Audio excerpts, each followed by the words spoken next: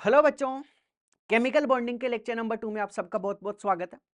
बेटा last lecture में जहाँ तक अपन ने कंप्लीट किया था उसी को अपन आगे की तरफ स्टार्ट कर रहे हैं, तो आप सबका बहुत बहुत स्वागत है लेक्चर नंबर 2 के अंदर। बेटा यहाँ से लेक्चर नंबर 2 अपने पास में रहेगा, जिसके अंदर नेक्स्ट टॉपिक अपने पास में रहेगा कि एटम कंप्लीट देयर ऑक्टेट। बेटा जो भी एक परमाणु होगा वो अपने ऑक्टेट को या फिर अष्टक होगा उसको किस हिसाब से कंप्लीट करता है। इसमें सबसे पहला मेथड अपने पास में रहेगा कि सर सबसे पहला मेथड कौन सा रहेगा, किस मेथड के बारे में डिस्कस कर रहे हो। बेटा पहला मेथड रहेगा कि इलेक्ट्रॉन को ग्रहण करना या फिर त्यागना, जिसमें बेटा इलेक्ट्रॉन का क्या होने वाला है, पूर्ण स्थानांतरण होने वाला है। इसको बेटा एक एग्जाम्पल की हेल्प से समझते हैं। जैसे सबसे पहले एग्जाम्पल मैंने कहा कि मेरे पास में एक तो Na होता है, Na बेटा सोडियम होगा। इस सोडियम का इलेक्ट्रॉनिक कॉन्फ़िगरेशन कितना होगा कि सर सोडियम 11 नंबर पे आता है, उसका इलेक्ट्रॉनिक कॉन्फ़िगरेशन होगा 2 8 1। बेटा सोडियम से मेरे को सोडियम प्लस बनाना है, इसका मतलब सोडियम के ऊपर प्लस का 1 चार्ज लेके आना है। तो बेटा सोडियम के ऊपर प्लस का 1 चार्ज आएगा। इस कंडीशन में क्या होगा कि सर जिस भी कैटायन के ऊपर जितना प्लस का चार्ज आता है वो स्पीशीज उतने ही इलेक्ट्रॉन को क्या करेगा, डोनेट करेगा। इसका मतलब यहाँ से इसने एक इलेक्ट्रॉन को डोनेट कर दिया। बेटा पहले 11 इलेक्ट्रॉन थे, अगर एक इलेक्ट्रॉन को इसने निकाल दिया इसका मतलब कि अब इसके पास में कितने इलेक्ट्रॉन बच गए कि सर इसके पास में अब जो बाह्यतम कोश था उसके अंदर केवल 8 इलेक्ट्रॉन बच रहे हैं। टोटल इलेक्ट्रॉन इसमें कितने हो गए, 10 इलेक्ट्रॉन। बेटा यहाँ से क्या चीज समझ में आई कि सर जो सोडियम था उसके पास में तो एक इलेक्ट्रॉन एक्स्ट्रा था जिसको उसने डोनेट करके अपने ऊपर कैसा चार्ज कर लिया, पॉजिटिव चार्ज। बेटा इसी का मिलता जुलता अपने पास में रहेगा कि सर यहाँ आपके पास में जो क्लोरीन होगा, बेटा क्लोरीन का इलेक्ट्रॉनिक कॉन्फ़िगरेशन क्या है कि सर इसका इलेक्ट्रॉनिक कॉन्फ़िगरेशन 2 8 और 7 होगा। इसका आंसर इसके बाह्यतम कोश में 7 इलेक्ट्रॉन है। बेटा क्लोरीन चाहता है कि मेरे को कोई एक इलेक्ट्रॉन दे, जिससे क्लोरीन के बाह्यतम कोश में कितने इलेक्ट्रॉन हो जाएंगे, 8। तो बेटा ये बाहर से एक इलेक्ट्रॉन को क्या करेगा, गेन करेगा, ग्रहण करेगा। और जैसे ही बेटा ये एक इलेक्ट्रॉन को ग्रहण करेगा तो अब क्लोरीन के ऊपर कैसा चार्ज आ जाएगा कि सर अब क्लोरीन के ऊपर कैसा चार्ज आ रहा है, माइनस का चार्ज। इसका मतलब जैसे ही यहाँ माइनस का चार्ज होगा इसके पास में इलेक्ट्रॉन हो जाएंगे 2 8 8। इसका मतलब इसका ऑक्टेट क्या हो गया, कंप्लीट। बेटा कंडीशन क्या थी कि सर जो सोडियम था आपके पास में, इस वाले सोडियम के पास में एक इलेक्ट्रॉन क्या था कि सर ज्यादा इलेक्ट्रॉन था, इसके पास में एक इलेक्ट्रॉन एक्स्ट्रा था। जैसे ही एक इलेक्ट्रॉन डोनेट करेगा इसके ऊपर प्लस का चार्ज आ गया। अब सर दूसरा आपके पास में क्लोरीन है। बेटा ये क्लोरीन क्या करेगा कि सर ये क्लोरीन एक इलेक्ट्रॉन को क्या करेगा, ग्रहण करेगा। इसके पास में बेटा इलेक्ट्रॉन डोनेट करने के लिए और इसके पास में इलेक्ट्रॉन ग्रहण करने की टेंडेंसी है। तो बेटा ये एक दूसरे को क्या करेंगे कि बेटा इस कंडीशन में क्या करेंगे, एक दूसरे के साथ में बॉन्ड का फॉर्मेशन करेंगे, जिससे बेटा जो बॉन्ड बनेगा वो कैसा होगा कि सर ये तो सोडियम था इसके ऊपर प्लस का चार्ज आ गया, और सर ये आपके पास में क्लोरीन था इसके ऊपर कैसा चार्ज आ गया, माइनस। और सर इन्होंने क्या किया कि इन्होंने सर एक बॉन्ड का फॉर्मेशन किया, मतलब इनके बीच में जो ये बंध बन रहा है, इसी वाले बंध को सर अपन क्या नाम देंगे कि सर इसके बीच में जो बॉन्ड बन रहा है इस वाले बॉन्ड को अपन आयनिक बॉन्ड के नाम से जानेंगे। सर इसके ऊपर प्लस का चार्ज था और इसके ऊपर कैसा चार्ज था, माइनस का चार्ज था। और सर प्लस माइनस के चार्ज के बीच में आकर्षण बल लग रहा है, इस वाले को अपन क्या नाम देंगे, आयनिक बंध देंगे। जो बेटा किस किस के बीच में लगता है कि सर ये बीच बीच में लगेगा, एक तो धनायन के बीच में, धनायन जिसको पॉजिटिव चार्ज बोलते हैं, एवं ऋणायन जिसको कैसे बोलते हैं, नेगेटिव चार्ज के बीच लगता है, के बीच लगता है। ये बेटा अपने को इसके अंदर ध्यान रखना। तो ये बेटा आयनिक बॉन्ड होगा जिसमें इलेक्ट्रॉन्स का क्या होने वाला है कि सर पूरी तरह से स्थानांतरित होगा। इसने अपना एक इलेक्ट्रॉन इसको पूरी तरह से क्या कर दिया है, डोनेट कर दिया है। तो बेटा यहाँ इलेक्ट्रॉन का पूर्ण स्थानांतरण होगा और इससे जो बनने वाला बंध होगा सर वो कौन सा बॉन्ड होगा, तो बेटा ये बॉन्ड होने वाला है अपने पास में आयनिक बंध, आयनिक बंध होगा जिसको अपन आयोनिक बॉन्ड के नाम से जानते हैं। और बेटा यहाँ क्या होगा कि सर इस वाले बंध के अंदर इलेक्ट्रॉन का पूर्ण स्थानांतरण होगा, इलेक्ट्रॉन का पूर्ण स्थानांतरण होने वाला है। बेटा ये सब चीजें अपने को इसके अंदर ध्यान रखनी है। तो एक बार बच्चों आप एटम्स किस हिसाब से अपने ऑक्टेट को कंप्लीट करते हैं, बेटा इसके लिए एटम क्या कर सकते हैं कि सर एटम इलेक्ट्रॉन को ग्रहण भी कर सकते हैं और इलेक्ट्रॉन को डोनेट भी कर सकते हैं। बेटा इसने तो इलेक्ट्रॉन दान किया है और इसने क्या किया, इलेक्ट्रॉन ग्रहण किया है। और ये सब चीजें बेटा क्यों करनी थी, क्योंकि सर सोडियम के पास में एक इलेक्ट्रॉन अतिरिक्त था जबकि क्लोरीन के पास में एक इलेक्ट्रॉन की कमी थी। तो सोडियम ने अपना एक इलेक्ट्रॉन है वो क्लोरीन को क्या कर दिया, एज ए गिफ्ट या फिर डोनेट इसको कर दिया। तो बेटा ये अपने पास में पहला मेथड था जिसको इलेक्ट्रॉन ग्रहण या फिर त्याग मेथड होगा। इसमें इलेक्ट्रॉन का कंप्लीट कंप्लीटली क्या होने वाला है, ट्रांसफर होगा। ये अपना एक इलेक्ट्रॉन पूरी तरह से क्लोरीन को क्या कर देगा, डोनेट कर देगा। और सर इससे जो बॉन्ड बनेगा, इस बॉन्ड को अपन आयनिक बंध के नाम से जानते हैं, जहाँ क्या होगा कि धनायन और ऋणायन के बीच में क्या लगता है, आकर्षण बल लगता है। जिस हिसाब से एक पॉजिटिव होगा, एक एनायन को क्या करेगा, ग्रहण करेगा। ठीक है ना बेटा। यहाँ जो पॉजिटिव चार्ज होगा, इसका क्या मतलब होगा कि सर यहाँ पॉजिटिव चार्ज होगा, इस पॉजिटिव को अपन धनायन बोलते हैं, और सर यहाँ जो नेगेटिव होगा, इस वाले को अपन ऋणायन के नाम से जानते हैं। तो बेटा ये एक इंपॉर्टेंट टर्मिनोलॉजी है जो आपको याद रखनी है।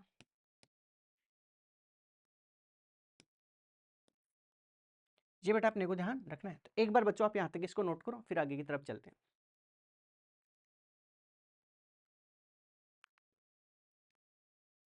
एक बार बच्चों आप इसको नोट करो, फिर आगे की तरफ चलते हैं।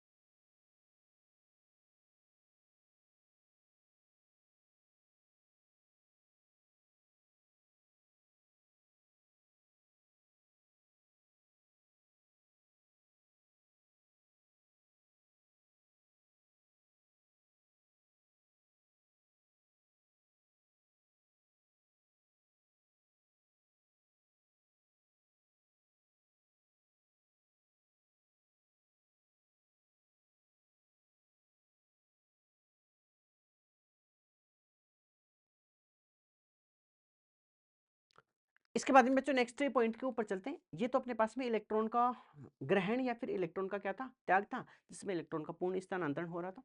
इसके बाद में नेक्स्ट पॉइंट के ऊपर चलते हैं बच्चों।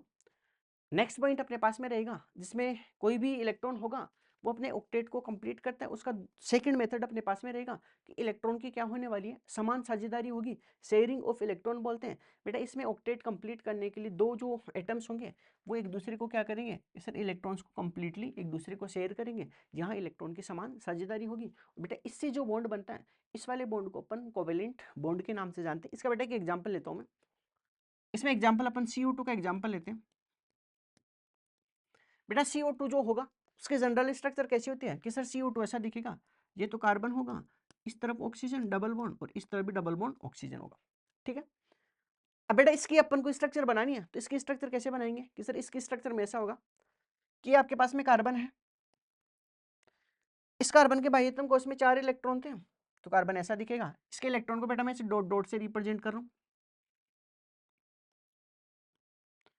बेटा ये एक ऑक्सीजन था, ऑक्सीजन के बाह्यतम कोश में कितने इलेक्ट्रॉन थे कि सर 2p के अंदर 6 इलेक्ट्रॉन इसके पास में होने वाले। तो बेटा जो बाह्यतम कोश होगा उसके अंदर 6 इलेक्ट्रॉन इसके पास में रहेंगे। तो बेटा 6 इलेक्ट्रॉन को मैं कैसे रिप्रेजेंट करूंगा, सर इस वाले को ऐसे रिप्रेजेंट करूँ, इसको एक्स एक्स से रिप्रेजेंट करूंगा। बेटा 4 इलेक्ट्रॉन तो यहाँ, और 2 इलेक्ट्रॉनों को मैं बीच में शेयर कर रहा हूँ साझेदारी के लिए, इसको यहाँ लेके आ रहा हूँ। सर दूसरा ऑक्सीजन था, उसके पास में भी ऐसे क्रॉस से रिप्रेजेंट कर रहा हूँ। ये अपने पास में स्ट्रक्चर थी। अब बेटा इस वाली स्ट्रक्चर के अंदर मैं क्या करता हूँ कि सर इसने क्या किया, सबने इलेक्ट्रॉन्स की शेयरिंग की है, साझेदारी की है। बेटा इस कंडीशन में कैसे दिखेगा कि सर ये कार्बन होगा वो इन 8 इलेक्ट्रॉन को अपने अंडर के अंदर लेगा।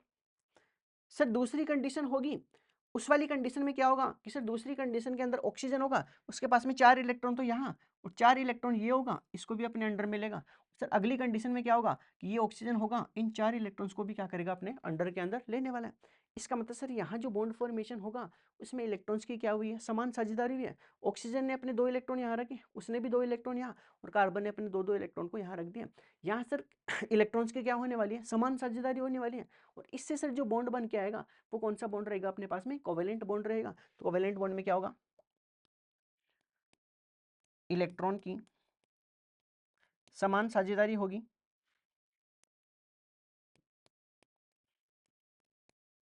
समान साझेदारी होगी, जिससे जो बॉन्ड बनेगा वो अपने पास में कौन सा होगा, कोवेलेंट बॉन्ड होगा।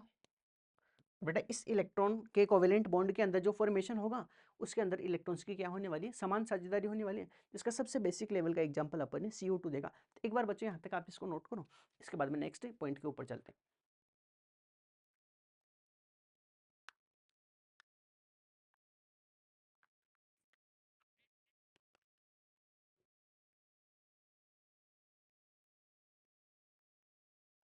तो बेटा ये अपने पास में स्ट्रक्चर रहेगी। इसके जनरल स्ट्रक्चर के बारे में बात करें ऑक्सीजन की, तो सर ऑक्सीजन के जनरल स्ट्रक्चर के अंदर क्या कर दो आप,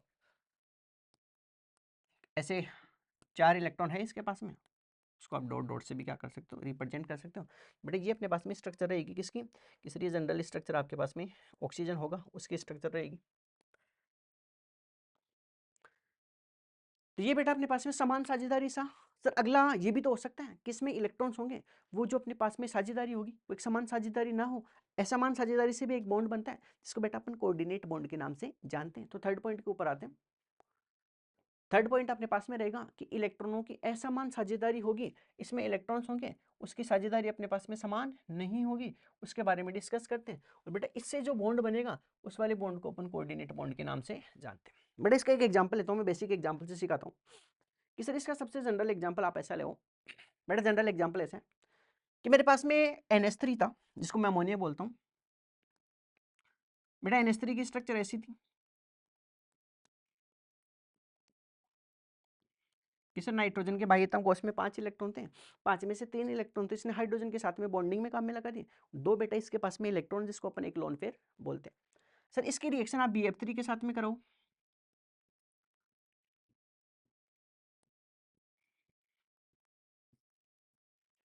सर बोरोन आता है ग्रुप नंबर 13 का मेंबर है, इसका मतलब ये केवल 3 बॉन्ड बना सकते हैं। और बेटा 3 के बॉन्ड जो है ना, इसने किसके साथ में बनानी है कि सर 3 के 3 बॉन्ड इसने फ्लोरीन के साथ में बना लिए। अब सर इसके पास में एक डिब्बा खाली हो गया, वेकेंट ऑर्बिटल हो गया, क्योंकि सर 3 बॉन्ड बना सकता था, 3 के 3 बॉन्ड बना लिए, इसका मतलब इसके पास में एक रिक्त कक्षक है। बेटा कंडीशन क्या है कि सर इसके पास में तो इलेक्ट्रॉन्स की कमी है, जबकि इसके पास में क्या है, इलेक्ट्रॉन एक्स्ट्रा है। तो बेटा इस कंडीशन में क्या करेगा कि सर इस वाली कंडीशन के अंदर ये अपने जो 2 इलेक्ट्रॉन हैं, इन दोनों इलेक्ट्रॉनों को क्या करेगा कि सर इस वाली कंडीशन के अंदर ये ना अपने 2 इलेक्ट्रॉन है,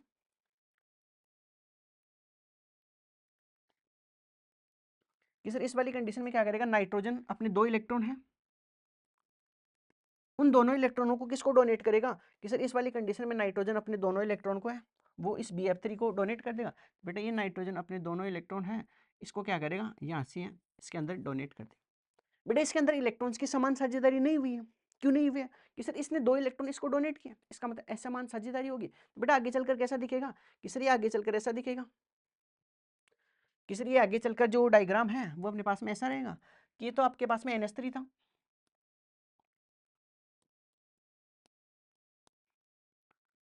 और सर ये आपके पास में BF3 था,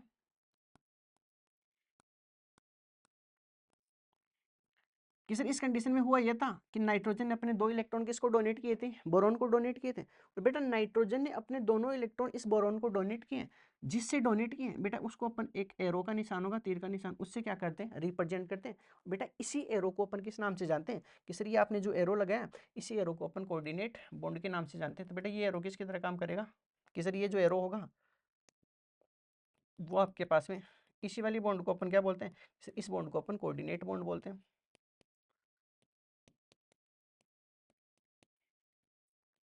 कोऑर्डिनेट बंद के नाम से अपन इसको जानते हैं। तो बेटा इस एरो को अपन कोऑर्डिनेट बॉन्ड के नाम से जानते हैं, जिसके अंदर क्या हुआ कि सर इसके अंदर इलेक्ट्रॉन की समान साझेदारी नहीं हुई है, नाइट्रोजन अपने 2 इलेक्ट्रॉन है वो BF3 को क्या किए, डोनेट किए। इसका मतलब सर यहाँ इलेक्ट्रॉन्स की असमान साझेदारी है, और असमान साझेदारी से जो बॉन्ड बन रहा है इसी को अपन कोऑर्डिनेट बॉन्ड के नाम से जानते हैं।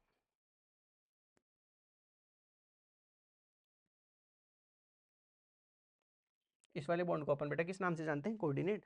इसको बेटा मैं किसके हेल्प से रिप्रेजेंट कर रहा हूँ कि सर इस कोऑर्डिनेट बॉन्ड को आप एक एरो होगा उसके थ्रू इसको क्या कर सकते हो, रिप्रेजेंट कर सकते हो। तो बेटा एक बार तीनों पॉइंट्स को नोट करो, इसके बाद में अपन जो अष्टक नियम था उसके कुछ अपवाद है उसके बारे में डिस्कस करने वाले हैं।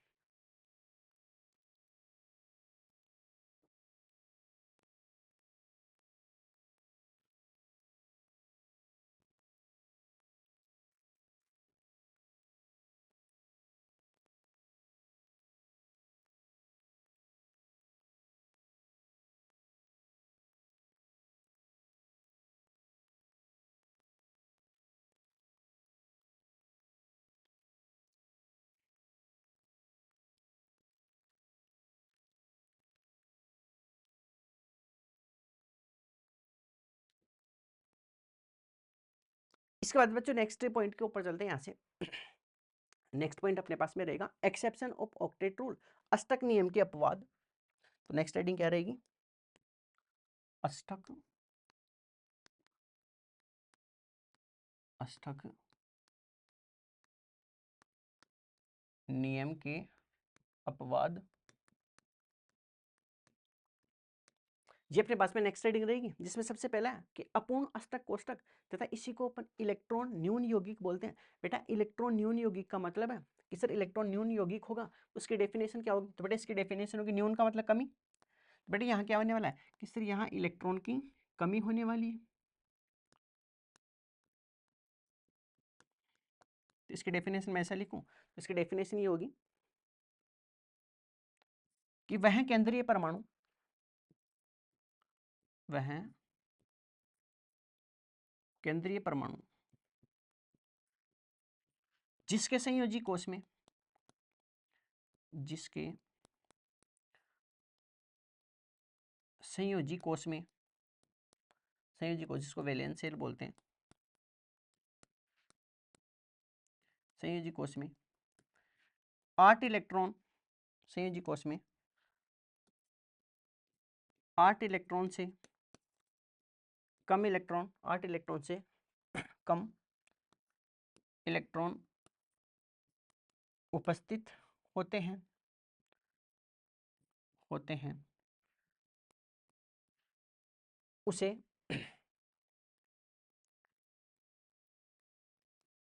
इलेक्ट्रॉन न्यून यौगिक, इलेक्ट्रॉन न्यून यौगिक कहा जाता है, इलेक्ट्रॉन न्यून यौगिक कहा जाता है। बेटा इलेक्ट्रॉन न्यून का मतलब था कि इलेक्ट्रॉन की कमी होगी, और बेटा कमी कहाँ होगी कि सर वो केंद्रीय परमाणु जिसके संयोजी कोष में 8 से कम इलेक्ट्रॉन होंगे, उसको अपन बेटा किस नाम से जानते हैं कि सर उसी को अपन इलेक्ट्रॉन न्यून यौगिक के नाम से जानते हैं।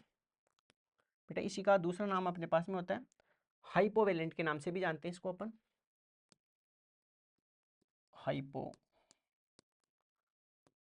मॉलिक्यूल। बेटा आगे चलकर एक आएगा हाइपर वैलेंट, तो उसके बारे में अपन डिस्कस करेंगे। बेटा दूसरा पॉइंट ये रहेगा कि सर इसके पास में इलेक्ट्रॉन की कमी है, इसका मतलब सर इलेक्ट्रॉन को क्या करना चाहेगा? ग्रहण करना चाहेगा। और सर जो लोन पेयर या फिर इलेक्ट्रॉन पेयर को ग्रहण करते हैं अपन उसको बेटा किस नाम से जानते हैं कि सर उसको अपन लुईस एसिड के नाम से जानते हैं। थर्ड पॉइंट ये क्या रहेगा? ये लोन पेयर को ग्रहण करते हैं, ग्रहण करते हैं, इस वजह से बेटा इसको लुईस एसिड भी बोलते हैं, इसको लुईस लुईस अम्ल कहा जाता है, लुईस अम्ल भी कहते हैं, भी कहते हैं। बेटा इसका सबसे जनरल एग्जांपल अगर मैं बात करूं, इस जनरल एग्जांपल के अंदर आप BeCl3 है, BeCl2 है, उसके बारे में बात करो तो बेटा बेरिलियम कौन से ग्रुप में आता है कि सर ग्रुप नंबर 2 का मेंबर होता है। बेटा मांगे कन्या सुंदर बापराजी। बेटा इसकी स्ट्रक्चर कैसी दिखेगी कि सर इसकी स्ट्रक्चर ऐसी दिखेगी BeCl। बेटा इसमें जो केंद्रीय परमाणु होगा उसके संयोजी कोष में कितने इलेक्ट्रॉन होंगे कि सर संयोजी कोष में 2 इलेक्ट्रॉन तो बेरिलियम के खुद के होंगे। बेटा 2 इलेक्ट्रॉन किसके होंगे? क्लोरीन के। तो टोटल इलेक्ट्रॉन कितने होंगे इसके संयोजी कोष में? तो बेटा यहाँ संयोजी कोष होगा, संयोजी कोष में टोटल इलेक्ट्रॉन कितने के साथ? 4 इलेक्ट्रॉन है। और बेटा इसको अपना अष्टक कंप्लीट करने के लिए बाहर से 4 इलेक्ट्रॉन चाहिए। इसका मतलब सर ये किसका एग्जांपल होगा? इलेक्ट्रॉन न्यून यौगिक का एग्जांपल होगा, जिसमें इलेक्ट्रॉन्स की क्या होने वाली है? कमी होने वाली है। एक बार बच्चों यहाँ तक आप इसको नोट करो, इसके बाद में आगे 5-7 एग्जाम्पल और है, उसके हेल्प से अपन इसको समझने वाले। तो जो भी केंद्रीय परमाणु होगा उसके संयोजी कोष में 8 इलेक्ट्रॉन से कम होंगे, उन सबको अपन इलेक्ट्रॉन न्यून यौगिक या फिर इलेक्ट्रॉन डेफिशिएंट यौगिक बोलते हैं, जिसको अपन हाइपोवेलेंट के नाम से भी जानते हैं। ये सब चीजें अपने को इसके अंदर पढ़नी है। एक बार बच्चों आप खटाखट नोट करो।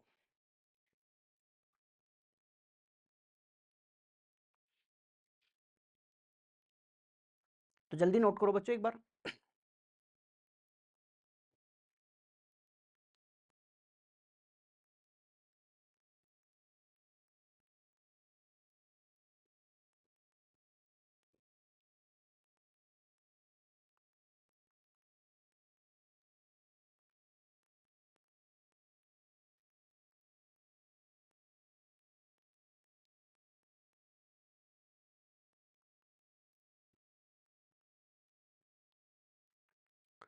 बेटा अदर एग्जाम्पल के बारे में बात करते हैं। अन्य एग्जाम्पल नेक्स्ट अपने पास में रहेगा अदर एग्जाम्पल।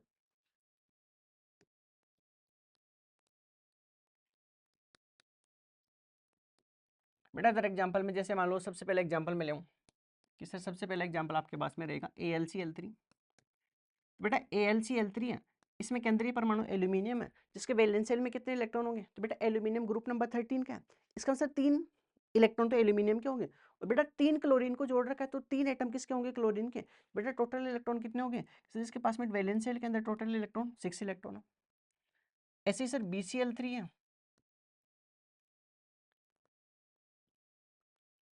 बेटा BCl3 के अंदर जो बोरोन होगा वो ग्रुप नंबर 13 का मेंबर है, तो 3 इलेक्ट्रॉन तो इसके और 3 क्लोरीन जोड़ रखा है, सर 6 इलेक्ट्रॉन इसके खुद के, मतलब 3 इलेक्ट्रॉन इसके तो टोटल इलेक्ट्रॉन 6।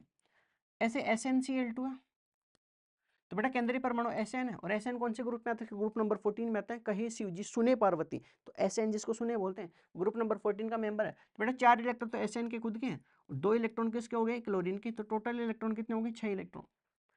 एक एग्जाम्पल और बताया था अभी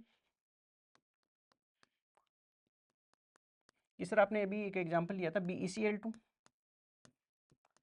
सर इस स्ट्रक्चर के अंदर जो Be होगा वो ग्रुप नंबर 2 का मेंबर है, तो 2 इलेक्ट्रॉन तो इसके खुद के होंगे, बेटा 2 इलेक्ट्रॉन क्लोरीन के, तो टोटल इलेक्ट्रॉन 4 इलेक्ट्रॉन।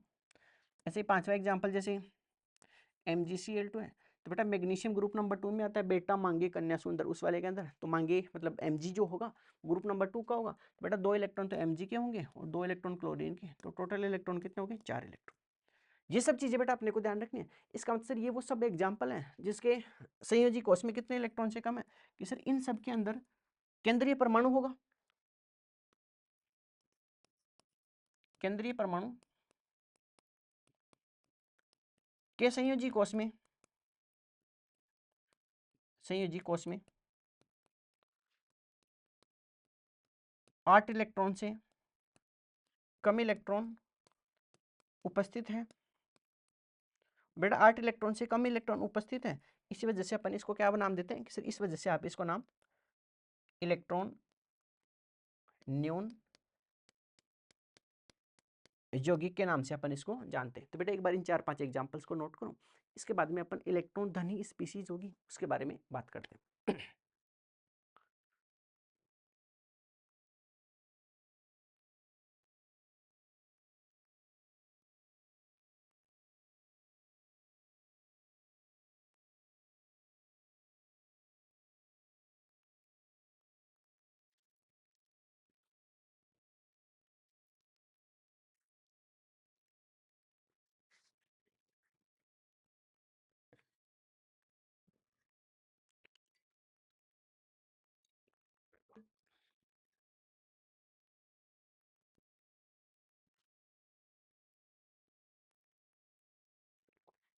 इसके बाद में बच्चों नेक्स्ट टॉपिक के ऊपर चलते हैं अपन।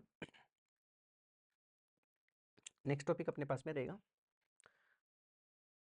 इलेक्ट्रॉन आधिक्य यौगिक बोलते हैं, जिसको बेटा अपन हाइपरवेलेंट के नाम से जानते हैं। आधिक्य का मतलब, किसरा आधिक्य का मतलब ज्यादा, इलेक्ट्रॉन आधिक्य का मतलब इलेक्ट्रॉन ज्यादा उपस्थित है। ज्यादा उपस्थित का क्या मतलब हुआ, कि सर इसके जो केंद्रीय परमाणु होगा उसके संयोजी कोश में 8 से ज्यादा इलेक्ट्रॉन प्रेजेंट होंगे, तो इसमें मैं क्या लिखूंगा, इसमें इसमें केंद्रीय परमाणु के, केंद्रीय परमाणु के संयोजी कोश में, संयोजी कोश में, इसमें केंद्रीय परमाणु के संयोजी कोश में 8 इलेक्ट्रॉन से, 8 इलेक्ट्रॉन से ज्यादा इलेक्ट्रॉन उपस्थित होते हैं, होते हैं। इसे इलेक्ट्रॉन आधिक्य, इसे इलेक्ट्रॉन आधिक्य यौगिक या हाइपरवेलेंट के नाम से, नाम से जाना जाता है, के नाम से जाना जाता है। बेटा लास्ट वाले में क्या था, सर इलेक्ट्रॉन की कमी थी इसलिए उसको इलेक्ट्रॉन न्यून यौगिक बोल दिया, और इस वाले को क्या बोलेंगे, इलेक्ट्रॉन आधिक्य यौगिक, जिसको हाइपरवेलेंट के नाम से जानते हैं, इलेक्ट्रॉन आधिक्य यौगिक। ठीक है। इसके बाद में नीचे ये कह रहा है कि तीसरे आवर्त के तत्व रिक्त कक्षकों की उपस्थिति के कारण इस प्रकार के अणु बनाते हैं। बेटा थर्ड पीरियड के जो भी एलिमेंट होंगे वो इस टाइप के एलिमेंट अपने पास में बनाएंगे, जिसके बेटा एक दो एग्जांपल लेता हूं। जैसे सबसे पहले PCl3 है, PCl3 अपने पास में इसका एग्जांपल होगा। इसके बाद में जैसे SF6 हुआ, IF7 हुआ, और कौन हो सकते हैं कि सर XeF2 हो सकता है, आपके पास में XeO2 हो सकता है। PCl3 नहीं होगा बेटा, PCl5 होगा ना, O2 PCl5 होगा ये। SF6, ये सब एग्जाम्पल अपने पास में हो सकते हैं इसके अंदर, ठीक है। बट ये एग्जाम्पल अपने को ध्यान रखना। अब सर इसमें केंद्रीय परमाणु कौन होगा कि सर सबसे पहला जो एग्जाम्पल है उस वाले एग्जाम्पल में केंद्रीय परमाणु फास्फोरस होगा। तो बेटा 5 इलेक्ट्रॉन तो किसके हैं कि सर 5 इलेक्ट्रॉन तो फास्फोरस के, 5 इलेक्ट्रॉन क्लोरीन के हैं, तो टोटल इलेक्ट्रॉन कितने होंगे 10 इलेक्ट्रॉन। सर इस वाले में सल्फर आता है ग्रुप नंबर 16 का, इसका मतलब 6 इलेक्ट्रॉन तो इसके खुद के हैं, और बेटा 6 इलेक्ट्रॉन किसके होंगे फ्लोरीन के, तो टोटल इलेक्ट्रॉन कितने होंगे 12। अगले एग्जाम्पल में सर आयोडीन होगा, वो कौन से ग्रुप में आएगा कि सर 17 ग्रुप का मेंबर होते हैं, तो 7 इलेक्ट्रॉन तो इसके खुद के हैं, बेटा 2 इलेक्ट्रॉन फ्लोरीन के, तो टोटल इलेक्ट्रॉन कितने होंगे 9 इलेक्ट्रॉन। जीनोन के खुद के 8 और 2 इलेक्ट्रॉन फ्लोरीन के, तो टोटल इलेक्ट्रॉन 10 इलेक्ट्रॉन। और इसमें सर जीनोन के तो 8 होंगे, और बेटा 2 ऑक्सीजन को जोड़ने के लिए 4 इलेक्ट्रॉन चाहिए, तो 12 इलेक्ट्रॉन इसके पास में हो गए। इसका मतलब कि सर इन सब एग्जाम्पल्स के अंदर क्या चीज़ देखने को मिल रही है कि सर इन सब एग्जाम्पल में एक चीज़ कॉमन है, और बेटा वो कॉमन चीज़ क्या है कि सर इन सब एग्जाम्पल के अंदर जो केंद्रीय परमाणु होगा उसके संयोजी कोष में कितने इलेक्ट्रॉन है कि सर इसमें इनके अंदर जो केंद्रीय परमाणु होगा उसके संयोजी कोष में बेटा इलेक्ट्रॉन कितने हैं, तो इसमें 8 इलेक्ट्रॉन से ज़्यादा है। इसमें क्या लिखूंगा, इनके संयोजी कोष में, संयोजी कोष में 8 इलेक्ट्रॉन से ज़्यादा इलेक्ट्रॉन उपस्थित है, ज़्यादा इलेक्ट्रॉन उपस्थित है। इस वजह से बेटा इसको अपन हाइपर वैलेंट के नाम से जानते हैं। तो बेटा हाइपर वैलेंट क्या होगा कि सर जिसके संयोजी कोष में अगर 8 इलेक्ट्रॉन से ज़्यादा उपस्थित है उसको बेटा अपन हाइपर वैलेंट बोलते हैं, और जिसके संयोजी कोष में 8 इलेक्ट्रॉन से कम है उसको बेटा अपन हाइपोवैलेंट के नाम से जानते हैं। तो ये कुछ एग्जाम्पल्स हैं जिसको बच्चों आप नोट करो। इसके बाद में नेक्स्ट पॉइंट के ऊपर चलते हैं।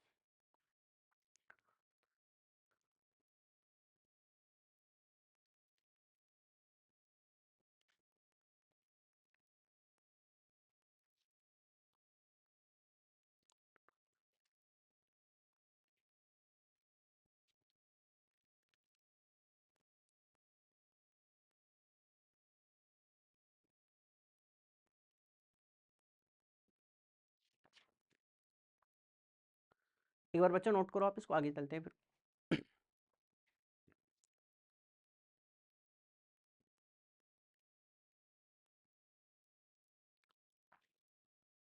बेटा यहाँ तक आपने इसको नोट कर लिया कि एक बार मैं इसको वापस रिवाइज करवाता हूँ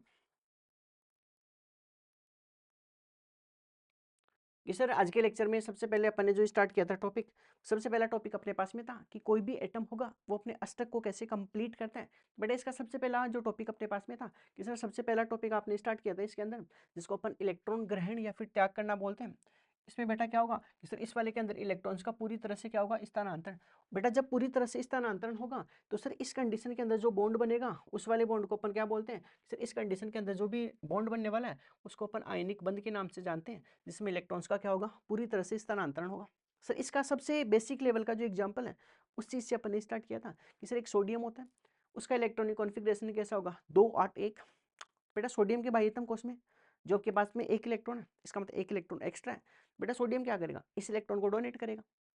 अब सर कोई भी स्पीसीज अगर इलेक्ट्रॉन को डोनेट कर रही है, वहां से इलेक्ट्रॉन का त्याग कर रही है, उस कंडीशन में उसके ऊपर +1 चार्ज आएगा। अगर बेटा 2 इलेक्ट्रॉन को डोनेट करेगा तब चार्ज कितना होगा कि सर 2 होगा। बेटा 2 किसके ऊपर आता है कि सर जैसे जनरल एग्जांपल होता है मैग्नीशियम, जी बेटा मैग्नीशियम से Mg+2 बनाएगा, उस कंडीशन में 2 इलेक्ट्रॉन को डोनेट करेगा। सर एक एल्यूमिनियम होता है, वो एल्यूमिनियम +3 बनाता है, बेटा प्लस का 3 चार्ज आ रहा है, इसका मतलब 3 इलेक्ट्रॉन को डोनेट करेगा। तो सर जिस स्पीसीज के ऊपर जितना प्लस का चार्ज होगा वो स्पीसीज उतने ही इलेक्ट्रॉन को क्या करता है डोनेट करता है। बेटा इस वाली चीज़ को मैं यहाँ नोट करवा देता हूँ एक बार आपको। कि प्लस आवेश कि सर इसके अंदर एक चीज लिखूं कि प्लस आवेश होगा, इसका मतलब क्या होगा सर? प्लस आवेश का मतलब होता है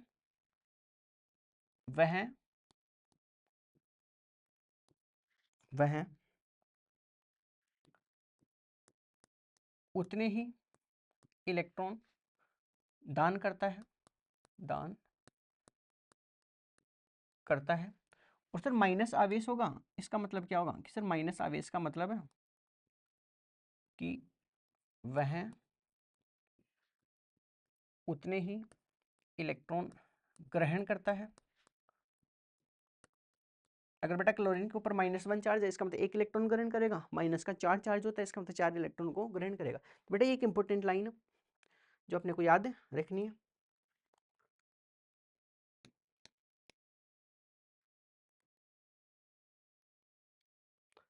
ठीक है, इसके बाद में सर क्लोरीन था, उसका जो इलेक्ट्रॉनिक कॉन्फ़िगरेशन था 2 8 7 था। इसका मतलब क्लोरीन चाहता है कि मेरे को कोई एक इलेक्ट्रॉन डोनेट करे जिससे इसका ऑक्टेट क्या हो जाए, कंप्लीट। तो बेटा क्लोरीन एक इलेक्ट्रॉन को ग्रहण करके क्लोरीन के ऊपर कैसा चार्ज आ गया सर? क्लोरीन के ऊपर कैसा चार्ज आ गया? -1 चार्ज। बेटा यहाँ Na+ और क्लोरीन के बीच में एक बॉन्ड बन रहा था, इस वाले बॉन्ड को अपन आयनिक बॉन्ड बोलते हैं। तो सर आयनिक बॉन्ड की डेफिनेशन टाइप अगर मैं कुछ बोलूँ तो वैसे होगी कि द नाइन M1 ऋणायन के बीच में लगने वाला जो बॉन्ड होता है उसी को अपन आयनिक बॉन्ड के नाम से जानते हैं, जहाँ पॉजिटिव का मतलब धनायन और ऋणायन जो नेगेटिव होगा उसका मतलब क्या होगा? ऋणायन। ये तो पहला अपन ने बात की। इसमें दूसरा पॉइंट अपने पास में था कि सर जहाँ इलेक्ट्रॉन की समान साझेदारी होती है उससे जो बॉन्ड बनता है उस वाले बॉन्ड को अपन कोवेलेंट बॉन्ड के नाम से जानते हैं, जिसका बेटा एक एग्जांपल ये था CO2। कार्बन डाइऑक्साइड ऐसी दिखती है जिसमें बेटा ये कार्बन ऑक्सीजन था, इसने अपनी समान इलेक्ट्रॉन्स को क्या किया? साझेदारी की है, जिससे बॉन्ड का फॉर्मेशन है। तो इलेक्ट्रॉन की समान साझेदारी होगी, इसका मतलब उससे बॉन्ड बनेगा, वो कौन सा बॉन्ड होगा? कोवेलेंट बॉन्ड होगा। बेटा ये CO2 की क्या है? इलेक्ट्रॉन डॉट स्ट्रक्चर है, इलेक्ट्रॉन डॉट संरचना,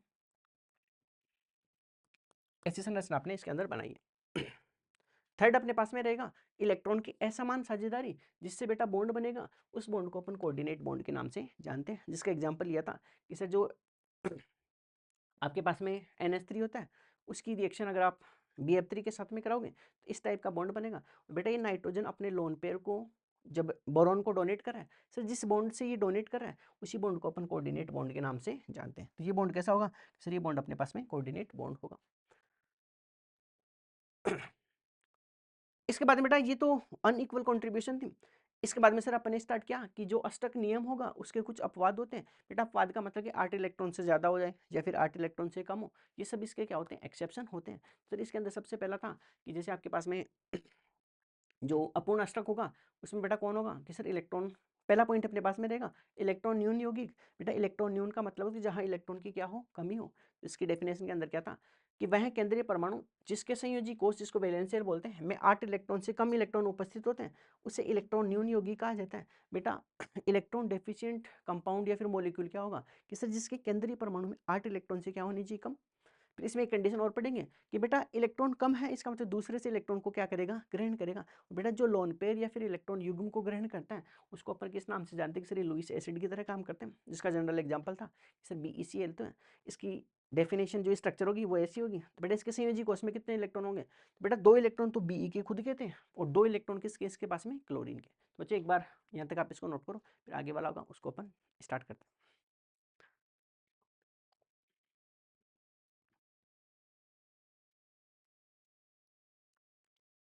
इसके बाद में बच्चों बी अपने पास में था कि सर बी के अंदर आपने देखा था कि इसके कुछ अदर एग्जांपल थे, जैसे AlCl3 है तो बेटा 3 इलेक्ट्रॉन तो एल्यूमिनियम के, 3 क्लोरीन के, 6 इलेक्ट्रॉन संयोजी कोष में, 3 बोरॉन के, 3 क्लोरीन के, 6 इलेक्ट्रॉन। SN ग्रुप नंबर 14 में आते हैं, 4 इलेक्ट्रॉन के, 2 इलेक्ट्रॉन के। BeCl2 के 4 और MgCl2 का उसके भी कितने इलेक्ट्रॉन? 4। तो केंद्रीय परमाणु के संयोजी कोष में 8 इलेक्ट्रॉन से कम इलेक्ट्रॉन उपस्थित है, इस वजह से अपन ने इसको इलेक्ट्रॉन डेफिशिएंट मॉलिक्यूल या फिर इलेक्ट्रॉन न्यून यौगिक के नाम से जाना था। इसके बाद में अगला रहेगा इलेक्ट्रॉन आधिक्य। तो बेटा जहाँ इलेक्ट्रॉन ज़्यादा प्रेजेंट हो इसका मतलब उसके केंद्रीय परमाणु 8 से ज़्यादा इलेक्ट्रॉन प्रेजेंट होने चाहिए। ये सब चीज़ें अपने इसके अंदर नोट की थी। इसके बाद में बेटा नेक्स्ट अपने पास में रहेगा ओड इलेक्ट्रॉन मॉलिक्यूल, जिसको अपन विषम इलेक्ट्रॉन यौगिक बोलते हैं, विषम इलेक्ट्रॉन यौगिक के नाम से अपन जानते हैं। तो बेटा इसका पहला पॉइंट क्या था कि सर पहला पॉइंट यही होगा कि केंद्रीय परमाणु जिसके संयोजी कोश में विषम संख्या में इलेक्ट्रॉन उपस्थित हो।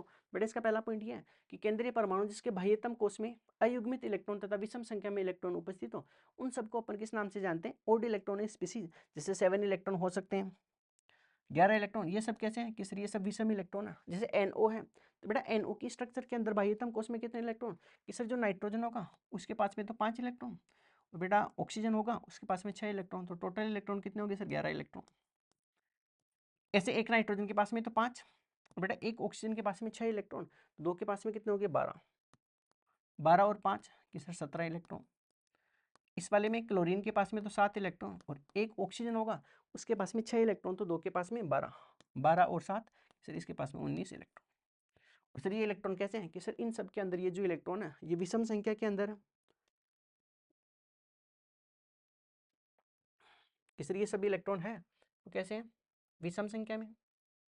सर विषम संख्या में उपस्थित है, मतलब केंद्रीय परमाणु होगा, उस केंद्रीय परमाणु के पास, परमाणु में विषम संख्या में, विषम संख्या में इलेक्ट्रॉन उपस्थित है।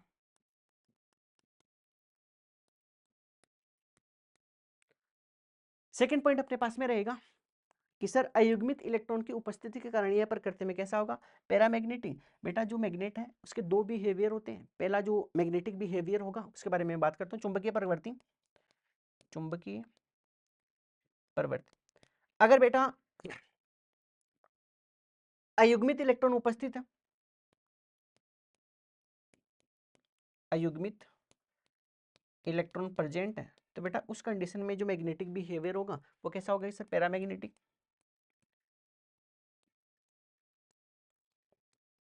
बेटा सामान्यतः ऐसा होगा, हर जगह नहीं होगा, इसके भी कुछ एक्सेप्शन है। और दूसरा सर युग्मित इलेक्ट्रॉन है,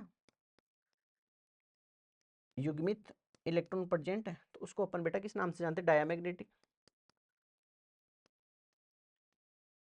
डायामैग्नेटिक के नाम से अपन जानते हैं। तो ये सब चीजें अपने को इसके अंदर ध्यान रखनी है। तो बेटा NO हुआ, NO2, Cl2, इन सब के पास में क्या होते हैं? कि सर इन तीनों के पास में क्या होगा? कि सर ये जो तीनों अपने पास में एग्जाम्पल, इन तीनों के अंदर क्या प्रेजेंट है? कि सर तीनों एग्जाम्पल जो होंगे उसमें अयुग्मित इलेक्ट्रॉन क्या होगा? प्रेजेंट होगा। तो बेटा यहाँ तीनों एग्जाम्पल में कौन प्रेजेंट है? कि सर तीनों के अंदर अयुग्मित इलेक्ट्रॉन प्रेजेंट है। Unpaired electron, unpaired electron present. और बेटा अनपेड इलेक्ट्रॉन अगर अयुग्मित इलेक्ट्रॉन उपस्थित है, इसका मतलब नेचर में कैसा होगा? कि सर नेचर के अंदर पैरामैग्नेटिक होंगे।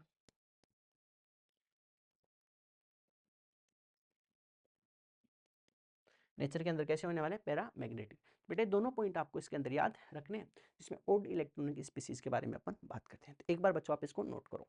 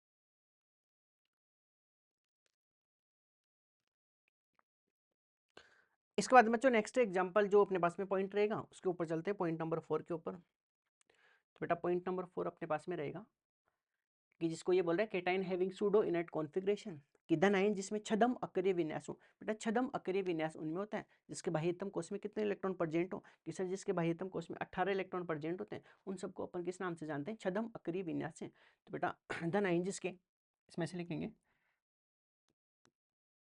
धन आयन जिसके, जिसके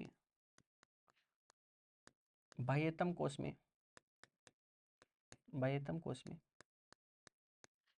18 इलेक्ट्रॉन उपस्थित होते हैं, उपस्थित हो। छदम अक्रिय विन्यास, छदम अक्रिय विन्यास के नाम से जानते हैं, कि नाम से जानते हैं कि सर छदम अक्रिय विन्यास वो होगा, सूडो इनर्ट गैस कॉन्फ़िगरेशन वो होगा जिसके अंदर सर आपके पास में जो भी धनायन होगा उसके बाह्यतम कोश में कितने इलेक्ट्रॉन प्रेजेंट होने चाहिए, कि सर उस धनायन के बाह्यतम कोश में 18 इलेक्ट्रॉन प्रेजेंट होने चाहिए। उन सबको अपन सूडो इनर्ट कॉन्फ़िगरेशन के नाम से जानते हैं। इसके बच्चों कुछ एग्जांपल लेते हैं कि सर इसके कुछ एग्जांपल, जैसे एग्जांपल के तौर पे आप ले लो कि जिंक +2 है, कैडमियम +2 है, Hg+2, Au+, Ag+, और सर आपके पास में कॉपर प्लस। इन सब के बाह्यतम कोश में कितने इलेक्ट्रॉन होते हैं, 18 इलेक्ट्रॉन। जैसे बेटा मैं एक एग्जांपल के तौर पे जिंक +2 ले रहा हूँ, देखो जिंक +2 होगा, अब जिंक के ऊपर सर प्लस का 2 है, इसका मतलब जिंक 30 नंबर पे आता है, प्लस का 2 है, इसका मतलब 2 इलेक्ट्रॉन इसने डोनेट कर दिए होंगे। तो इसका इलेक्ट्रॉनिक कॉन्फ़िगरेशन कैसा होगा, कि सर इसके पास में होगा 1s2, 2s2, 2p6, 3s2, 3p6 पे 18 तक तो हो गए, और 2 इलेक्ट्रॉन 4s2 में से चले गए, तो इसके पास में कितने बचाएंगे सर, 3d10 होगा, क्योंकि जो बेटा 4s2 के 2 इलेक्ट्रॉन थे वो तो आपने क्या कर दिया, यहाँ से निकाल दिए।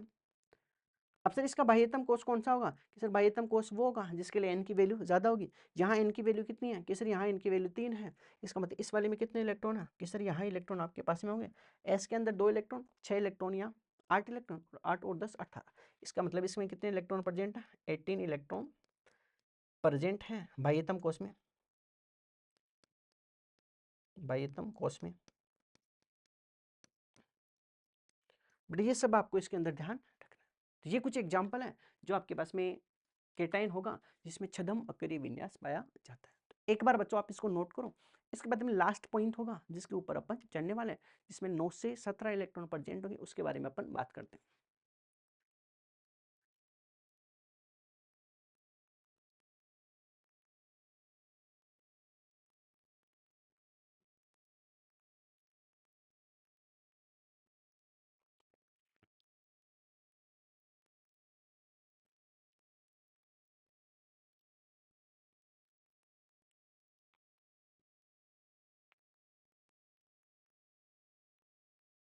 इसके बाद में जो नेक्स्ट अपने पास में रहेगा कि सर ई टाइप रहेगा।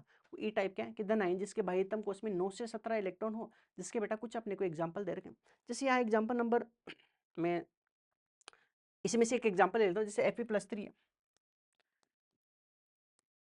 तो बेटा आयरन कितने नंबर पे आता है, सर आयरन 26 नंबर पे आता है। तो इसका इलेक्ट्रॉनिक कॉन्फ़िगरेशन कैसे लिखोगे, कि सर जी आपके पास में इसका इलेक्ट्रॉनिक कॉन्फ़िगरेशन है वो कैसे लिखोगे, कि सर 1s2, बट एक बार इसको नोट करो, मैं पानी पीता हूँ।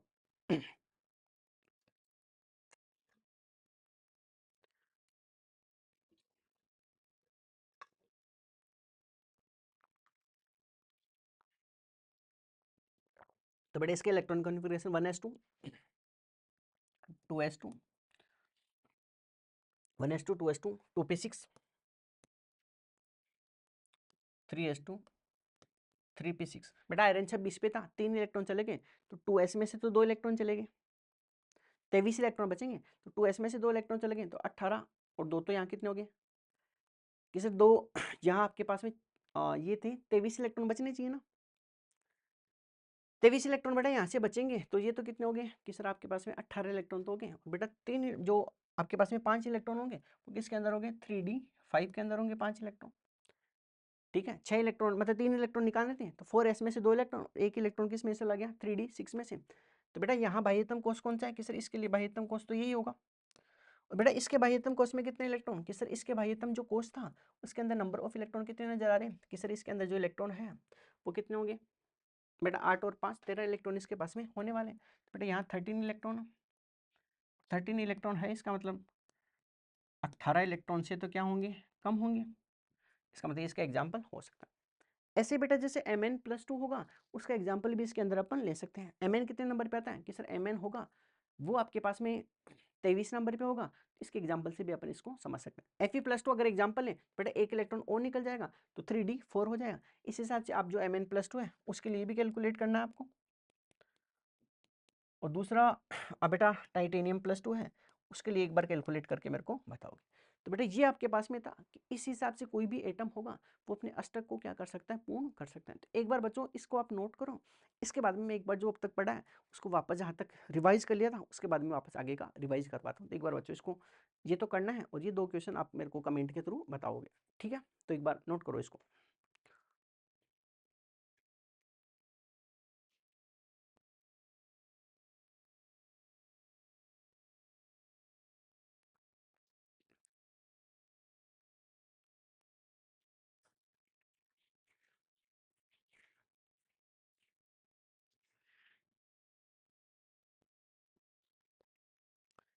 बेटा यहाँ तक अपने इसको रिवाइज किया था, कहाँ तक किया था?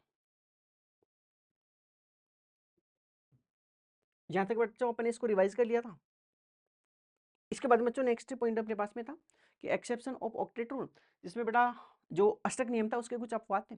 सबसे पहला क्या था कि सर अष्टक नियम के अंदर सबसे पहला अपन इलेक्ट्रॉन न्यून यौगिक, जिसको इलेक्ट्रॉन डेफिशिएंट यौगिक के नाम से जानते हैं, इलेक्ट्रॉन डेफिशिएंट मॉलिक्यूल, इसी को बेटा अपन इलेक्ट्रॉन डेफिशिएंट मॉलिक्यूल के नाम से भी जानते हैं।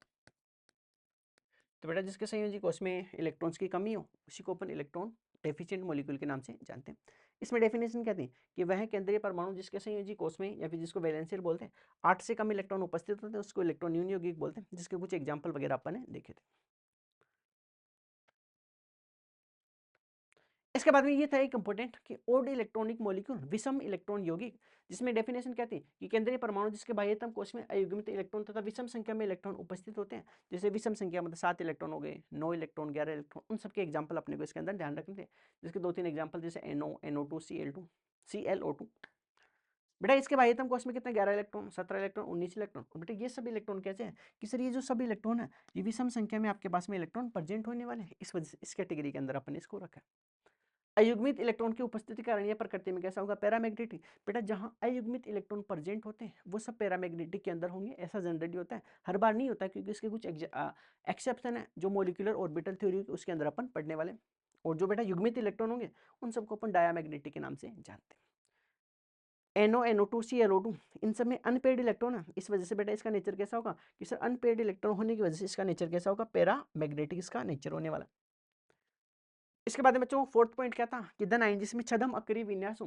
बेटा छदम अक्रिय विन्यास वो होता है जिसके जो बाह्यतम कोष होगा उसमें कितने इलेक्ट्रॉन प्रेजेंट होने चाहिए, जैसे इसके बाह्यतम कोष में 18 इलेक्ट्रॉन प्रेजेंट होने चाहिए। अगर ऐसा किसी मॉलिक्यूल में है तो वो सब छदम अक्रिय विन्यास वाले एग्जाम्पल होंगे, जिसमें आपका पास में जिंक+2, कैडमियम+2, मरकरी+2, AuAg, कॉपर, ये सब एग्जाम्पल है। जैसे जिंक+2 का एग्जाम्पल लिया था तो जिंक+2 के जो बाह्यतम कोष था उसमें 18 इलेक्ट्रॉन प्रेजेंट है। 18 इलेक्ट्रॉन प्रेजेंट होने की वजह से ये क्या होगा, छदम अक्रिय विन्यास इसके अंदर होने वाला है। इसके बाद बेटा ई क्या था कि धन आयन जिसके बाह्यतम कोष में 9 से 17 इलेक्ट्रॉन प्रेजेंट हो, जिसके बेटा 2-3 एग्जाम्पल के बारे में अपन ने डिस्कस किया भी था। 9 से 17 इलेक्ट्रॉन वाले के 2-3 एग्जाम्पल है जिसके बारे में अपन ने डिस्कस किया था। तो एक बार बच्चों आप इसको नोट करो, इसके बाद में नेक्स्ट पॉइंट के ऊपर अपन चलते हैं। तो एक बार नोट करो इसको।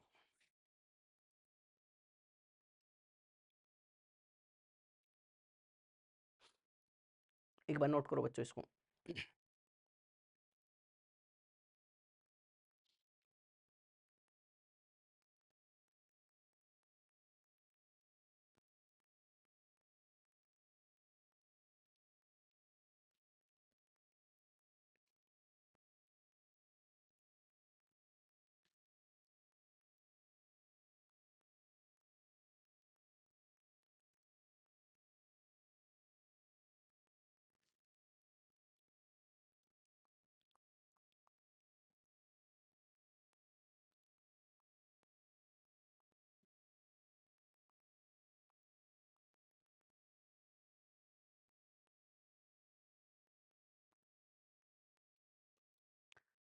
इसके बाद में बच्चों इससे रिलेटेड कुछ क्वेश्चन है उसको अपन पहले डिस्कस करते हैं। तो नेक्स्ट पॉइंट अपने पास में रहेगा,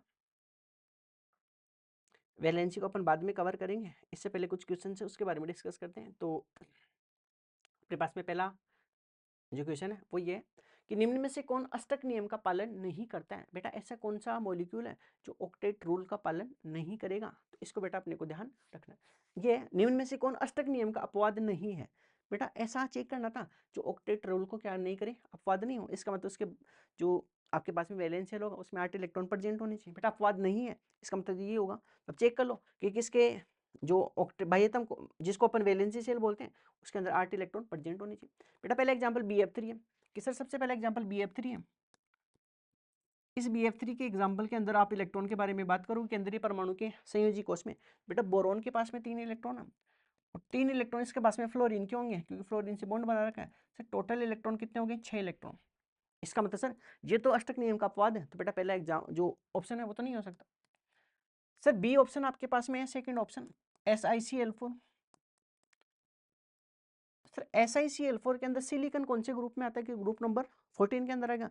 कहे शिव जी सुने पार्वती, तो बेटा 4 इलेक्ट्रॉन तो Si के पास में और 4 इलेक्ट्रॉन किसके पास में, क्लोरीन के पास में, तो टोटल इलेक्ट्रॉन कितने होंगे सर, 8 इलेक्ट्रॉन। थर्ड एग्जाम्पल आपके पास में SnCl2 है। बेटा Sn कौन से ग्रुप में आता है, कहे शिव जी सुने पार्वती, ग्रुप नंबर 14 के अंदर। Sn में 4 इलेक्ट्रॉन तो यहाँ और 2 इलेक्ट्रॉन क्लोरीन के, तो टोटल इलेक्ट्रॉन कितने होंगे, 6 इलेक्ट्रॉन। डी एग्जाम्पल होगा उसमें क्लोरीन होगा, तो बेटा क्लोरीन के पास में 7 इलेक्ट्रॉन तो खुद के हैं, बेटा 6 इलेक्ट्रॉन किसके होंगे, ऑक्सीजन के। तो एक ऑक्सीजन में 6 तो 2 के अंदर 12, तो टोटल इलेक्ट्रॉन कितने हो गए इसके अंदर, 12 और 7 19 इलेक्ट्रॉन।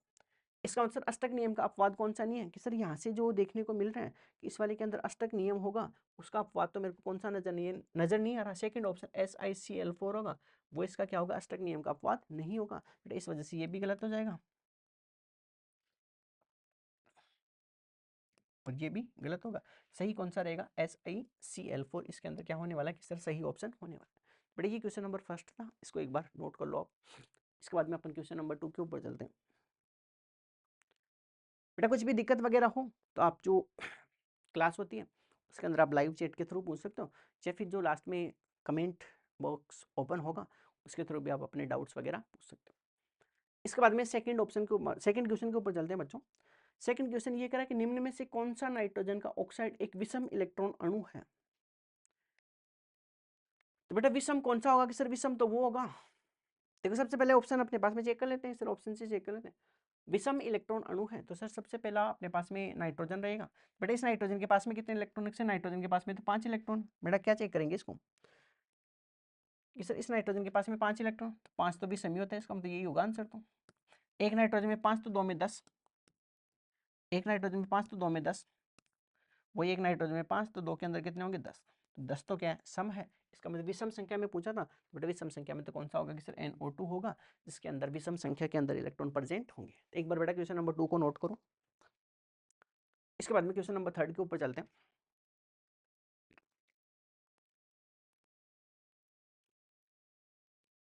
क्वेश्चन नंबर 3 के ऊपर चलते हैं बच्चों। क्वेश्चन नंबर 3 क्या है कि कौन सी स्थिति बंध निर्माण के पक्ष में है। तो बेटा बंध निर्माण के पक्ष में मैंने 2-3 चीजें बताई थी कि सर जब आप बॉन्ड फॉर्मेशन करना है तो सबसे पहले बॉन्ड फॉर्मेशन की 2 तो इंपॉर्टेंट चीजें क्या थी कि सर सबसे पहला अगर बॉन्ड फॉर्मेशन करना है, बंध निर्माण करना है, उस बॉन्ड फॉर्मेशन में क्या होना चाहिए कि सर बॉन्ड फॉर्मेशन होगा उस वाली कंडीशन में जो नेट अट्रैक्शन होता है, नेट आकर्षण, वो ज्यादा होना चाहिए नेट रिपल्सन से। पहली कंडीशन तो सर ये होनी चाहिए। और दूसरी कंडीशन आपने क्या बताई थी कि सर जब भी बॉन्ड का फॉर्मेशन होगा उस बॉन्ड फॉर्मेशन के में क्या होगा कि सर बॉन्ड फॉर्मेशन के अंदर पहली चीज तो आपको ये बताई थी, सर दूसरी चीज आपने ये बताई थी कि सर जब बॉन्ड का फॉर्मेशन होगा उस स्थिति में क्या होगा कि सर बंध निर्माण में पोटेंशियल एनर्जी होगी। बेटा वो तो कैसी होगी कि सर पोटेंशियल एनर्जी तो मिनिमम होनी चाहिए कि सर गतिज ऊर्जा मिनिमम होगी, तो उस स्थिति में क्या होगा कि सर उस स्थिति के अंदर स्टेबिलिटी होगी। जिसको स्थायित्व बोलते हैं, वो स्टेबिलिटी क्या होगी, मैक्सिमम में। इसका आंसर बंध निर्माण के लिए दो कंडीशन जरूरी है। पहली कंडीशन तो क्या है कि नेट आकर्षण नेट प्रतिकर्षण से क्या होना चाहिए, ज़्यादा होना चाहिए, पहली कंडीशन तो। और दूसरी कंडीशन ये है कि सर बंध निर्माण के अंदर पोटेंशियल एनर्जी कम होनी चाहिए, जिससे स्टेबिलिटी क्या होनी चाहिए, मैक्सिमम। तो ऐसे ऑप्शन चेक करने थे। पहला ऑप्शन क्या है, ये करेगा अधिकतम आकर्षण बल एवं अधिकतम ऊर्जा। बेटा ऊर्जा अगर अधिकतम होगी तो उस स्थिति के अंदर स्टेबिलिटी क्या होगी, मैक्सिमम होगी, जबकि अपने को स्टेबिलिटी मैक्सिमम चाहिए। इस वजह से पहला ऑप्शन तो क्या हो गया, गलत। दूसरा ऑप्शन कह रहा है कि न्यूनतम आकर्षण, न्यूनतम नहीं होना चाहिए बेटा, आकर्षण तो क्या होना चाहिए कि सर मैक्सिमम, इस वजह से गलत। थर्ड ये कह रहा है कि न्यूनतम संभावित ऊर्जा, इसका मतलब पोटेंशियल एनर्जी न्यूनतम होगी तो स्टेबिलिटी क्या होगी, मैक्सिमम। इसका मतलब सर ये पहली लाइन तो। और दूसरा क्या होना चाहिए कि सर अधिकतम आकर्षण होना चाहिए, इसका मतलब बेटा दोनों बातें अपनी जगह सही है। थर्ड फोर्थ पॉइंट क्या है, उपरोक्त में से कोई नहीं, कोई नहीं तो क्यों होगा बेटा, थर्ड आ गया ना आंसर। तो बेटा इसका सही आंसर कौन सा होगा कि सर बॉन्ड फॉर्मेशन के लिए अट्रैक्शन क्या होना चाहिए, ज्यादा होना चाहिए, सर पोटेंशियल एनर्जी मिनिमम होनी चाहिए, जिससे स्थायित्व क्या होना चाहिए, मैक्सिमम। 4 क्वेश्चन हो गए। क्वेश्चन नंबर 5 है कि निम्न में से कौन सा एक कभी भी अष्टक नियम का पालन नहीं करेगा। बेटा हाइड्रोजन ही नहीं करेगा, क्योंकि हाइड्रोजन क्या करेगा कि सर हाइड्रोजन कैसे भी इलेक्ट्रॉन ग्रहण करके क्या करना चाहेगा, डुप्लेट कंप्लीट करना चाहेगा, द्विअष्टक पूर्ण करना चाहता है। तो बेटा हाइड्रोजन ही होगा जो अष्टक नियम का पालन नहीं करेगा। 5वां पॉइंट क्या है कि निम्न में से कौन सा अष्टक नियम का अपवाद नहीं है। तो अपवाद नहीं है तो बेटा ये तो अभी किया था ना एसएन, जो पहला एग्जांपल है BF3। तो अष्टक नियम का अपवाद नहीं है तो बेटा ये तो है, इसमें कितने इलेक्ट्रॉन है सर, इसमें 6 इलेक्ट्रॉन अभी बताए थे। दूसरा SiCl4, इसमें 8 इलेक्ट्रॉन बताए थे आपने, ठीक है। और सर तीसरा एग्जाम्पल होगा BeCl2, इसमें बोरॉन के 2 मतलब बेरिलियम के 2 और 2 क्लोरीन के 4 इलेक्ट्रॉन। और सर अगला एग्जाम्पल के अंदर आपने शायद कितने बताए थे, 7 और 12 19 इलेक्ट्रॉन। इस वाले में 19 इलेक्ट्रॉन थे। बेटा ये सब तो क्या थे, सर अष्टक नियम के अपवाद थे, जबकि SiCl4 था वो अष्टक नियम का अपवाद नहीं था। इसके बाद बेटा अगला क्वेश्चन, निम्न में से कौन सा क्लोरीन का एक ऑक्साइड विषम इलेक्ट्रॉन अणु है। तो बेटा जहां एक क्लोरीन होगा वही विषम इलेक्ट्रॉन का जो एग्जांपल होगा। इसमें कितने 7 इलेक्ट्रॉन, इसमें 14 इलेक्ट्रॉन, इस वाले में 2 क्लोरीन, इसका मतलब 14 इलेक्ट्रॉन, और इस वाले में भी 14 इलेक्ट्रॉन। ये क्या कह रहा है, ऑक्साइड का विषम इलेक्ट्रॉन अणु है। तो बेटा पहला हो क्या, ClO2 होगा, वो विषम संख्या में इलेक्ट्रॉन इसके अंदर प्रेजेंट है। क्वेश्चन नंबर 7 क्या है कि अंतर्नाभिकीय दूरी के फलन के रूप में H2 अणु के लिए संभावित स्थितिज ऊर्जा का सही वक्र होगा। बट इसका अपने पहले लेक्चर के अंदर ही पढ़ा था कि सर ये आपके पास में इस तरफ तो आपने पोटेंशियल एनर्जी माना था और इस तरफ क्या थी, दूरी। तो इसमें सर आपने ऐसा ऐसा ग्राफ बनाया था, ऐसा ग्राफ देख लो बेटा। पहला गलत, ऐसा ग्राफ नहीं होता, दूसरे वाले के अंदर भी नहीं होगा, फोर्थ भी नहीं होगा, थर्ड ही होगा। ऐसा अगर आप इसी के अंदर कि सर पहले पोटेंशियल एनर्जी डिक्रीज होगी, क्यों, कारण क्या था कि सर इसमें अंदर आपने बताया था कि बॉन्ड फॉर्मेशन होगा। सर ये जो बॉन्ड फॉर्मेशन होता है ये कैसा प्रोसेस होगा, इसके लिए डेल्टा एच की वैल्यू कैसी होगी, नेगेटिव, और डेल्टा एच वैल्यू नेगेटिव, इसका मतलब एक्सोथर्मिक। और सर एक्सोथर्मिक प्रोसेस होगा, इस वजह से इसके लिए जो एनर्जी होगी वो क्या होगी, धीरे धीरे कम होगी, और एक लिमिट के बाद में मॉलिक्यूल्स पास पास में नहीं आ सकते, इस वजह से वापस रिपल्सन लगेगा। बॉन्ड का टूटना एंडोथर्मिक प्रोसेस होता है, इसी वजह से ये एनर्जी धीरे धीरे वापस क्या होगी, बढ़ेगी। और ऐसा सबसे परफेक्ट जो मैच आंसर होगा वो कौन सा होगा, ऑप्शन नंबर आपके पास में थर्ड होने वाला है। बेटा ये क्वेश्चन आपके पास में जेईई मेंस का है, जेईई मेंस 2019 का क्वेश्चन है। बिल्कुल देखो बेटा निहायत ही आसान कैटेगरी का क्वेश्चन था जो आपको जेईई मेंस के अंदर पूछा गया था। इसके बाद में नेक्स्ट क्वेश्चन के ऊपर चलते हैं बच्चों। ठीक है बच्चों, इसके बाद में अपन जो नेक्स्ट टॉपिक अपने पास में रहेगा